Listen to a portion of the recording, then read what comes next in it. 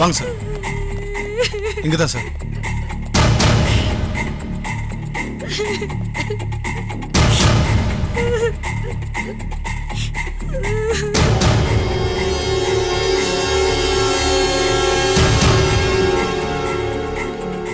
ஏய் தள்ளுங்கப்பா. தள்ளிங்க வாங்க. பின்னாடி வாங்க.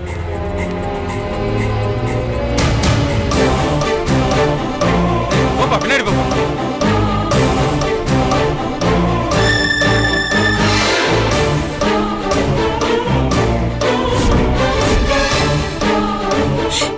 நீங்க தான் முதல்ல பார்த்ததா? நான் இல்லை சார், இவங்க தான் முதல்ல பார்த்தாங்க. ஓ, நீங்க இவங்களுக்கு ஏதாச்சும் உறவா? இவங்க எங்க மேடம் சார். மேடம்னா என்னவா இருந்தாங்க? Madam Bangalore ACP sir. ஏசிபியா? ஆமா சார். நீங்க? நான் கான்ஸ்டபிள் சார். ஓ, என்ன விஷயமா சென்னைக்கு வந்தீங்க? ஒரு கேஸ் விஷயமா விசாரிக்க சென்னை வந்தோம் சார். வந்த இடத்துல இப்படி ஆயிடுச்சு சார். எப்ப வந்தீங்க? நேத்து ராத்திரி சார். யார் வந்தீங்க? நானும் மேடமும் மட்டும்தான் சார். நேரா இங்கதான் வந்தீங்களா? ஆமா சார். நீங்க இங்க வந்ததுக்கு அப்புறம் மேடம் யாரையாவது சந்திச்சாங்களா? ஆமா சார், சந்திச்சாங்க சார். யார? மேடம் யாரையோ லவ் பண்ணிருப்பாங்க போல சார். அவரை தான் சந்திச்சாங்க. யார் அவரு? எனக்கு தெரியாது சார். நேத்து தான் ஃபர்ஸ்ட் டைமா பார்த்தேன். மேடம் அவங்கள வைத்தியன்னு கூப்பிட்டாங்க சார். அவர் தான் சார் எங்களை ரயில்வே ஸ்டேஷன்ல இருந்து பிக்கப் பண்ணி இங்க ஹோட்டல்ல தங்க வச்சாரு. இங்க தங்க வச்சிட்டு அவர் போயிட்டாரா? இல்ல சார், ரொம்ப நேரமா இங்க தான் இருந்தாரு. எப்ப போனாருன்னு தெரியல சார். நான் தூங்கிட்டேன். ஓகே, அவர் கிளம்பி போனதுக்கு அப்புறம் மேடத்தை நீங்க பாத்தீங்களா? இல்ல சார், காலையில எழுந்ததுக்கு அப்புறம் தான் இந்த கோலத்துல பார்த்தேன். மேடத்துக்கும் அந்த சாருக்கும் ஏதோ பிரச்சனை போல இருக்கு. நேத்து ராத்திரி எல்லாம் ஒரே சண்டை. எதுக்காக? என்ன சண்டை? என்னை உடனடியா கல்யாணம் பண்ணிக்கணும்னு மேடம் கேட்டாங்க. அதுக்கு அவரு எங்க வீட்டுல கேட்காம என்னால கல்யாணம் பண்ணிக்க முடியாதுன்னு சொன்னாரு. அப்ப கேளுன்னு மேடம் சொன்னாங்க. நம்ம 2 பேரும் வேற வேற ஜாதி, வேற வேற மதம், எப்படி எங்க வீட்டுல ஒத்துக்குவாங்கன்னாரு. அதுக்கு மேடம் ரொம்ப கோவப்பட்டாங்க சார். அப்படின்னா எதுக்கு என்ன காதலிச்சேன்னு கேட்டாங்க. ரொம்ப பிரச்சனை ஆயிடுச்சு சார். அவங்க 2 பேருக்குள்ள சண்டை நடக்கும் போது நீங்க கூட இருந்தீங்களா? சண்டை போட ஆரம்பிக்கும் போது இருந்தேன் சார். அவங்க சண்டை போட்டுக்கிறத பார்க்கும்போது மனசுக்கு ரொம்ப சங்கட்டமா இருந்துச்சு. அதனால வெளியில போய் உக்காந்துட்டேன் சார். அப்படியே தூங்கிட்ட போல இருக்கு. காலையில எழுந்திருச்சு பார்த்தா ரூம்ல சாரும் இல்ல, மேடத்தையும் காணோம். மேடத்தை தேடிக்கிட்டு வந்தேன். ரொம்ப போல்டான லேடி சார். ஸ்டேஷன்ல இவங்களை பார்த்தாலே எல்லாருக்கும் டெரரா இருக்கும். அவங்க போய் இப்படி பண்ணிக்கிட்டாங்கல்ல சார். இப்படி பண்ணிக்கிட்டாங்கன்னா ஸ்டேஷன்ல இருக்கிற எல்லா ஆம்பளைங்களையும் அதட்டி வேலை வாங்க தெரிஞ்சவங்க. காதலிக்கிற ஆம்பளைங்க வழிக்கு கொண்டு வர முடியாம தற்கொலை பண்ணிக்கிட்டாங்களே சார். இது தற்கொலை தான் நினைக்கிறீங்களா? அப்படிதான் சார் தெரியுது. காதலிக்கிற ஆம்பளை தன்னை கல்யாணம் பண்ணிக்க மாட்டேன்னு சொன்னதுனால மனசு உடைஞ்சு போய் தற்கொலை பண்ணிக்கிட்டாங்கன்னு தான் சார் தோணுது. இன்னும் கொஞ்ச நாள் பொறுமையா இருந்திருக்கலாம். அவசரப்பட்டுட்டாங்களே சார்.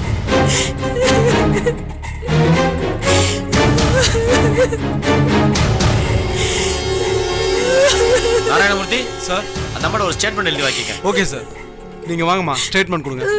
ஹலோ, போங்க. என்ன வேடிக்கை பார்க்குறீங்க? போங்க சார், போங்க.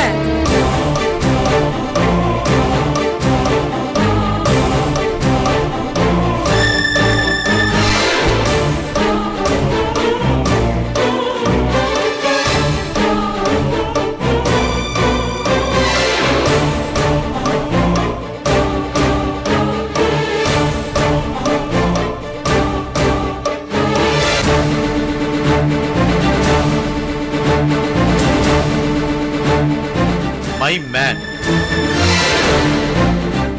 கந்தசாமி சார், இந்த நம்பருக்கு ஃபோன் பண்ணுங்க. சரிங்க சார். ஆள் பேர் வைத்தி போல் இருக்கு. சரிங்க சார். விசாரிக்கணும்னு சொல்லி வர சொல்லுங்க. Okay sir. ஸ்பிங்கர் பண்ற போது நான் பாத்துக்கிறேன் சார். ஓகேவா? வாங்க மாப்பிள்ளை, வாங்க வாங்க வாங்க. என்னங்க வரவேற்பெல்லாம் ரொம்ப பலமா இருக்கு. பின்ன எங்க வீட்டுக்கு மாப்பிள்ளையே வரப்போறவராச்சே, பெருசா வரவேற்க வேண்டாமா? வாங்க உள்ள வாங்க. இல்ல பரவாயில்ல இருக்கட்டுங்க. அதுக்குள்ள உங்களுக்கு தகவல் வந்துருச்சோ? வராம இருக்குமா? என் கடைசி நாத்தனார் கல்யாணம். எங்களுக்கு தெரியாம ஏற்பாடு பண்ணிடுவாங்களா என்ன? சரிங்க, தெரியாம கேட்டுட்டேன், திட்டிடாதீங்க. சச்ச, வீட்டுக்கு வரப்போற மாப்பிள்ளை நீங்க, உங்களை போய் நாங்க திட்டுவோமா? சும்மா விளையாட்டுக்கு சொன்னங்க. இந்தாங்க, நான் அடிச்ச பத்திரிக்கை பாருங்க.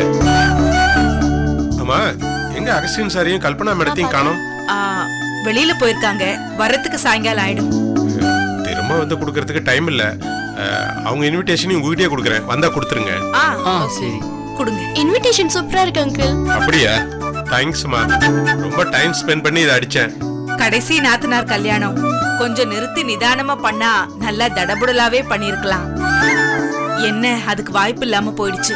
அதுக்கு என்னங்க பண்ண முடியும்? ஜோசியம் பார்த்தப்ப என்ன சொன்னாங்கன்னு உங்ககிட்ட சொல்லிருப்பாங்கல்ல? ஆ, சொன்னாங்க. 5 நாள்ல கல்யாணம் உடனே எனக்கு கூட கொஞ்சம் மலப்பாதான் இருந்துச்சு. ஆனா மாமா தான் எதா இருந்தாலும் பாத்துக்கலாம், ஜோசியர் சொன்ன மாதிரி 5 நாள்ல கல்யாணத்தை முடிச்சிடலான்னு சொன்னாரு. அதான். பரவாயில்லைங்க, இதுவும் நல்லதுக்கு தான்.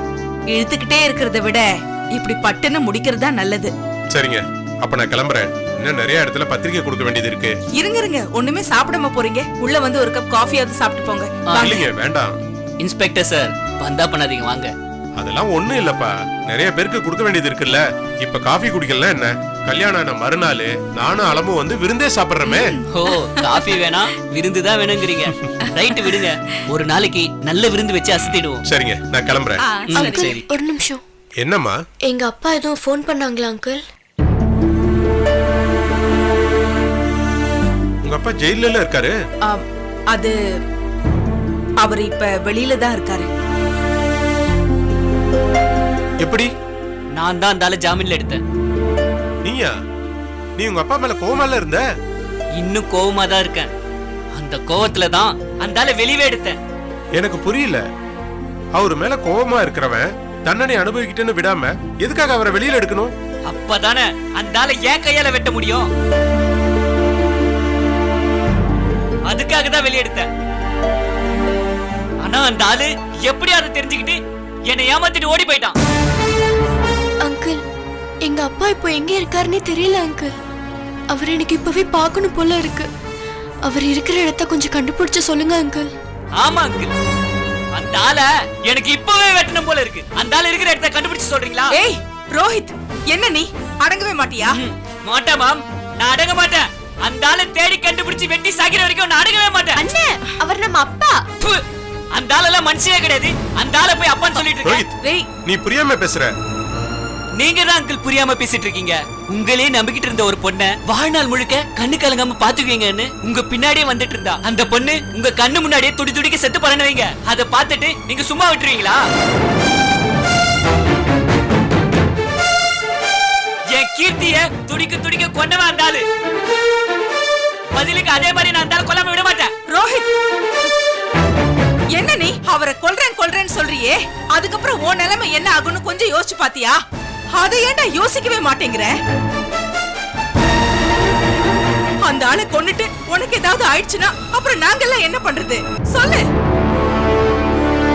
ஆமா ரோஹித், அவருக்கு கொடுக்க வேண்டிய தண்டனையை சட்டம் கொடுக்கட்டும்.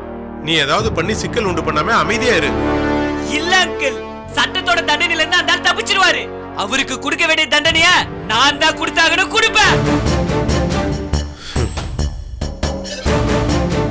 அங்கிள், அந்த ஆளை கண்டுபிடிக்க கொஞ்சம் ஹெல்ப் பண்ணுங்களேன். ஏய் ரோஹித், உனக்கு என்ன பைத்தியம் கீத்தியம் பிடிச்சிருச்சா? அவர் யாரு? போலீஸ்காரடா. நான் கொலை செய்யணும், எனக்கு கொஞ்சம் ஹெல்ப் பண்ணுங்கன்னு அவர்கிட்டயே போய் கேக்குறேன். கொலை செய்யறவங்கள பிடிக்கிறவருடா அவரு. கல்யாணத்துக்கு இன்வைட் பண்ண வந்தவர்கிட்ட இப்படியா பேசுவ?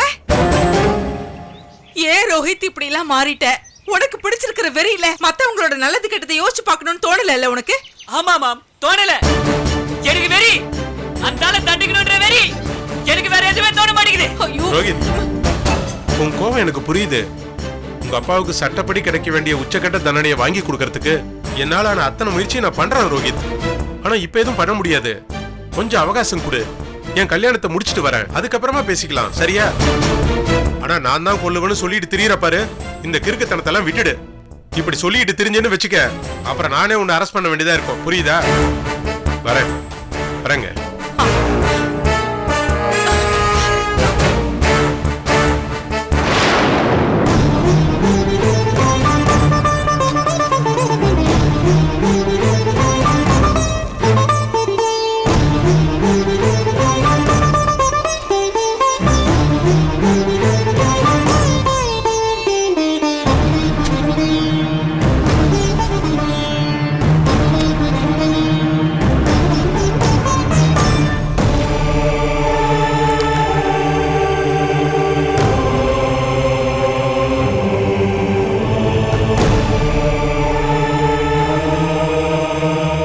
சரியா போயிடுமா. கிரகங்களோட பலவீனம் மனசையும் பலவீனப்படுத்தி இருக்கு. சாமி, எங்க வீட்ல முட்டையை உடைச்சு ஊத்தி அதுல குங்குமத்தை போட்டு வச்சிருக்கிறத பார்த்தா யாரோ செய்வனை செஞ்சு வச்சிருக்க மாதிரி இருக்கு சாமி. எங்களுக்கு ரொம்ப பயமா இருக்கு. ஆமாங்க சாமி, திரும்ப திரும்ப அவங்க வீட்டுல இப்படியே நடக்குது. இது ஒரு பக்கம்னா என் சின்ன பொண்ணுக்கு பார்த்து வச்சிருக்கிற ரஞ்சித் தம்பி மாப்பிளைக்கு அவருக்கு கெட்ட கனவா திரும்ப திரும்ப வருதான். அவர் போலீஸ் ஆபீசரு. இந்த கனவை நினைச்சு பயந்து போயிருக்காரு. ஏதோ பேரஞ்சவர் மாதிரி இருக்காரு சாமி. இப்படியெல்லாம் நடந்தா இது எதுவும் நல்லது நடக்கிற மாதிரி தெரியல சாமி. சாமி, நீங்க தான் இதுக்கு ஏதாச்சும் பரிகாரம் இருந்தா சொல்லுங்க சாமி, நாங்க செஞ்சிடுறோம். பரிகாரம் இல்லாத காரியம் எதுவுமே இல்லை. பரிகாரம் கண்டிப்பா உண்டு. சொல்லுங்க சாமி, செஞ்சிடுறோம். தாமிரபரணி கரையோரத்துல அம்பாசமுத்திரங்கிற ஒரு ஊர்ல கோயில் இருக்கு. அந்த கோயில்ல ஒரு நாள் ராத்திரி நீங்க தங்கணும்.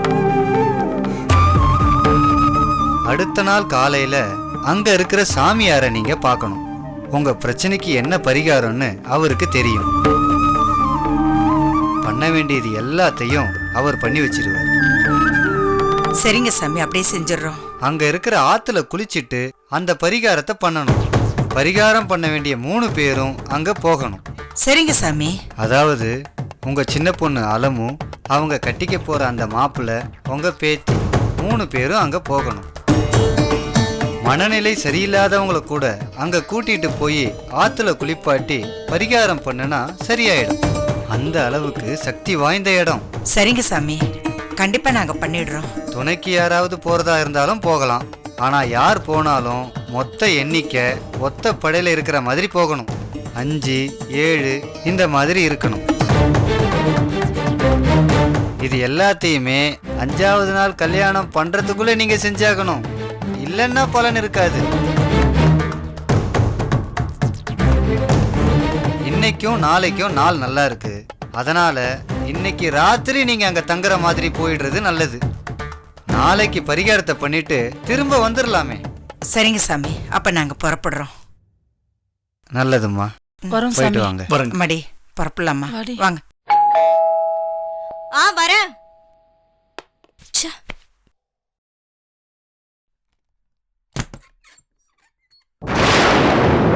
வணக்கங்க. என்ன? பாண்டியன் இருக்காரா? இருக்கிறாரு. பார்க்கணும். குளிக்கிறாரு. கொஞ்சம் கூப்பிட முடியுங்களா? கூப்பிட்டா மட்டும் பாதி குளியல இருந்து அப்படியே வர முடியும்? குளிச்சு முடிச்சிட்டு ட்ரெஸ் எல்லாம் பண்ணிட்டு வர வேண்டாமா? கொஞ்சம் வெயிட் பண்ணுங்க. கஷ்டம். என்ன கஷ்டம்? என்னங்க கஷ்டம்னு சொல்றீங்க? இல்லைங்க, வேலை நேரத்துல உங்களை வந்து தொந்தரவு பண்றேன்ல, அதனால உங்களுக்கு கஷ்டம்னு சொன்னேன்.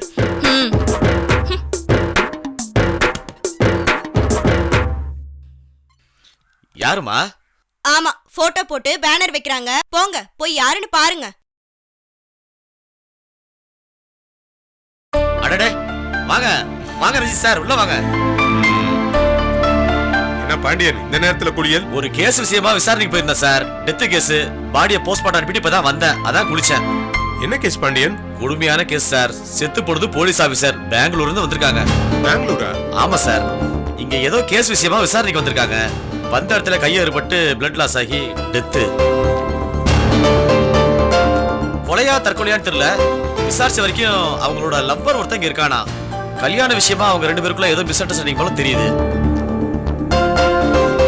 நைட்டு 2 பேரும் சண்டை போட்டுருக்காங்க. காலையில பார்த்தா செத்து கிடக்குறாங்க.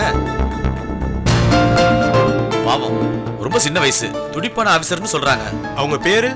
ஜான்சி. Assistant commissioner Jhansi. என்ன ரஞ்சித், அவங்கள உங்களுக்கு தெரியுமா? இல்ல, பழக்கம் இல்ல, ஆனா கேள்விப்பட்டிருக்கேன். ஒரு கேஸ் விஷயமா பெங்களூர் போயிருந்தல்ல, அப்ப சொன்னாங்க.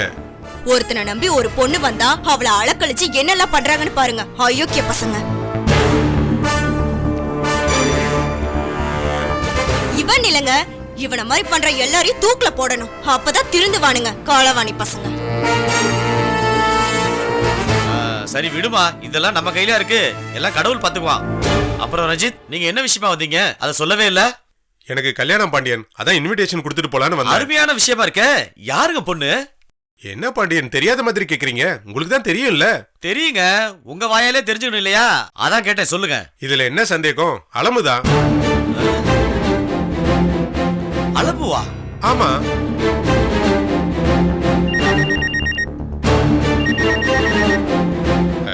தான் ஃபோன் பண்றாங்க. ஒரு நிமிஷம். சொல்லுங்க அலமு. நீங்க உடனே கிளம்பி இங்க வரணும். இப்பவே வா? ஆமா, இப்பவே. எல்லாருக்கும் பத்திரிக்கை கொடுத்துட்டு இருக்கான் அலமு. ஐயோ, அதெல்லாம் அப்புறம் கொடுத்துக்கலாம். நீங்க உடனே கிளம்பி வாங்க. என்ன விஷயம் அலமு? நீங்க வாங்கல, வந்ததுக்கு அப்புறம் நான் சொல்றேன். சரி அலமு. அப்புறம் வரும்போது ஒரு 2-3 நாளைக்கு தேவையான ட்ரெஸ் எடுத்துட்டு வந்துருங்க. ட்ரெஸ்ஸா? சரி, எடுத்துட்டு வந்துடுறேன். சரி, வச்சிடுறேன். சரி பாண்டியன், நான் கிளம்புறேன். அலம் என்ன உடனே ஊருக்கு வர சொல்றாங்க, நான் போயாகணும். சரி, இந்தாங்க இன்விடேஷன். கல்யாணம் இங்க இல்ல, பூவரசம் நல்லூர்ல. கண்டிப்பா நீங்க வரணும். வைஃபையும் கூட்டிட்டு வந்துருங்க. கண்டிப்பா வரேங்க. சரி.